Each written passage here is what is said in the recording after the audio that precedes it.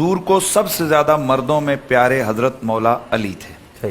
حب علی کا پرچار، ذکر علی کا پرچار، یہ حقیقت میں ذکر نبی ہے، اور ذکر نبی حقیقت میں ذکر خدا ہے، اور ذکر علی بھی عبادت ہے، ذکر نبی بھی عبادت ہے. جناب مولا کائنات کو جو خصائص یعنی جو کسی اور کو نہیں ملے، وہ جو ملے نسائی کے اندر ہے کہ نبی پاک صلی اللہ تعالی علیہ وسلم نے ارشاد فرمایا کہ ہماری اس مسجد کے اندر حالت جنابت میں اور کوئی نہیں آ سکتا الا انا والی، ایک میں اور ایک علی آ سکتا ہے. پھر یہی مولا کائنات مولا علی پاک ہیں جن کے لیے اللہ کے نبی کی دعا سے اللہ تعالیٰ نے ڈوبے ہوئے سورج کو واپس پلٹا ہے. یعنی آپ کی نماز عصر کے لیے ڈوبا ہوا سورج واپس پلٹا. علی علیہ الصلوۃ والسلام اصحاب تو اپنے مقام پر، ہمارے یہ عقیدہ ہے کہ علی علیہ الصلوۃ والسلام کا مقام و مرتبہ انبیاء سے بھی بلند ہے، انبیاء علیہ السلام سے بھی بلند ہے. اس کی وجہ یہ ہے آپ کا عقیدہ ہے کہ ہاں میں اسی لیے اپنے عقیدے کی بات کروں، اس کے اوپر کوئی کسی وہ نہیں کر رہا. ہمارا عقیدہ یہ ہے، اور اس کی بنیاد کیا ہے؟ اس کی بنیاد یہ ہے کہ اللہ کے رسول نے جناب علی علیہ الصلوۃ والسلام کو اپنا نفس قرار دیا ہے، جی اپنے جیسا قرار دیا ہے. تو جب جناب علی علیہ الصلوۃ والسلام نفس رسول ہیں تو چونکہ رسول کائنات میں سب سے بڑی ہستی ہے، لہذا جو اس کا نفس ہے وہ بھی کائنات کا بڑا آدمی ہے. قاری خلیل الرحمن جاوید صاحب. جزاک اللہ ڈاکٹر صاحب.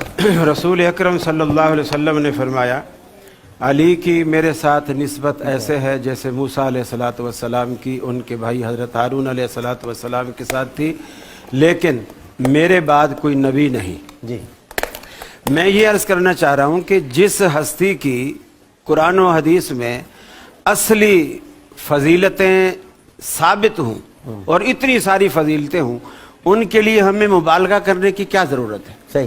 مبالغہ اس کے لیے کیا جاتا ہے جس کی اصلی اور حقیقی تعریف نہ ہو. صحیح. دوسری بات یہ ہے کہ اہل سنت کا قطعاً یہ عقیدہ نہیں ہے اور نہ ہی ہونا چاہیے کہ کوئی بھی صحابی، سیدنا علی کا کوئی بھی صحابی انبیاء سے بڑھ کر نہیں ہے. کوئی بھی کوئی بھی صحابی انبیاء سے بڑھ کر. میں نے اپنے عقیدے کی بات کی، میں نے جزاک اللہ، میں نے بھی اہل سنت کی جو ہے آپ اپنے میں نے اہل سنت کے عقیدے کی بات کی ہے، آپ کی بات میں نے نہیں کی. بالکل صحیح. دوسری بات یہ ہے کہ رسول اکرم صلی اللہ علیہ وسلم سفر میں تھے، رات کے وقت آپ نے ایک جگہ قیام کیا، بلال سے کہا کہ بلال تم جاگتے رہنا اور اذان دینا صبح. لیکن بلال کی بھی آنکھ لگ گئی، وہ بھی تھکے ہوئے تھے. اللہ کے رسول صلی اللہ علیہ وسلم کی بھی آنکھ لگ گئی، سارے صحابہ کی آنکھ لگ گئی، حتیٰ کہ سورج نکل آیا اور نبی کریم صلی اللہ علیہ وسلم کی پیشانی پر اس کی کرنیں پڑنے لگی، اور آپ سب سے پہلے بیدار ہوئے اور بلال پر غصے ہوئے کہ تیری ذمہ داری تھی اذان دینے کی، تو نے ہمیں کیوں نہیں جگایا؟ کہا یا رسول اللہ جو چیز آپ پہ غالب آ گئی وہی چیز مجھ پہ غالب آ گئی، تو اس لیے آنکھ لگ گئی. اللہ کے رسول نے فرمایا جلدی سے یہاں سے نکلو، یہاں شیطان کا پڑاؤ ہے، اور آگے جا کر کے آپ نے اس نماز کو قضا کیا. اللہ کے رسول کی نماز قضا ہوتی ہے، سورج نکل آتا ہے، اور نبی مکرم اس سورج کو واپس نہیں لے جاتے. آپ دھوپ نکلنے کے بعد اس نماز کو قضا کرتے ہیں. تو جس ہستی کی اصلی اور صحیح تعریفیں قرآن و سنت میں موجود ہوں تو ہمیں ان کے لیے مبالغہ آرائی کرنے کی بالکل ضرورت نہیں ہے. یہ من گھڑت روایات ہیں کہ اسی طرح حضرت بلال کے لیے مشہور ہے کہ جو حضرت بلال حضرت بلال میں آپ کی گفتگو اس خاموشی سے سنتا رہا، قریشی صاحب نے 15 منٹ گفتگو ہم خاموشی سے سنتے رہے، اب میری 5 منٹ گفتگو ہوتی ہے تو سارے بول پڑتے. کوئی نہیں بول رہا، یہ طریقہ صحیح نہیں ہے. حدیث کا سہارا نہیں لیا میں نے، آیت کا سہارا لیا. آپ نے جس کا بھی سہارا لیا ہے، یہ کسی آیت میں نہیں ہے کہ سورج واپس چلا گیا اور حضرت علی سورج کی بات کی، میں وہی بات کر رہا ہوں. مرکز بیچ میں بجھاتے ہیں نا، میں تو پپیتا کھا رہا ہوں، لیکن میں ابھی نہیں کھاؤں گا، میری بات. قاری صاحب آپ بات کریں، آپ روٹ جاتے ہیں، شروع ہو جاتے ہیں. بھائی آپ بات کریں پلیز، بات کریں.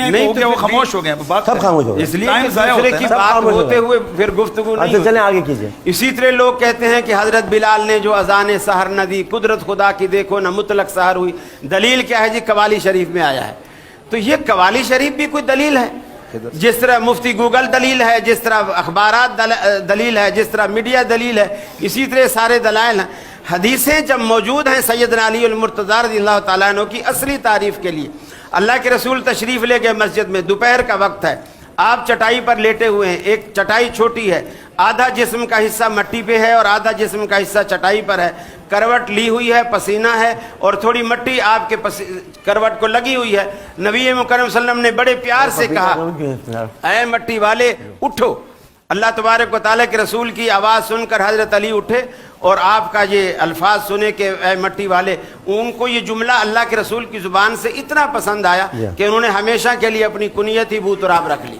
तो अल्लाह तबारक व तआला के रसूल सल्लल्लाहु अलैहि वसल्लम ने जितनी तारीफ़ें सैयदना अली और मुर्तज़ा के लिए की हैं, इसी तरह सहाबा किराम के लिए भी अल्लाह के रसूल ने फरमाया, मन अबग़ज़हुम फ़बिबुग़ज़ी अबग़ज़हुम व मन अहब्बहुम फ़बिहुब्बी अहब्बहुम। जो भी मेरे सहाबा के साथ बुग़्ज़ रखे समझो उसने मुझसे बुग़्ज़ रखा है, और जो उनसे मोहब्बत रखेगा समझो मुझसे मोहब्बत रखेगा।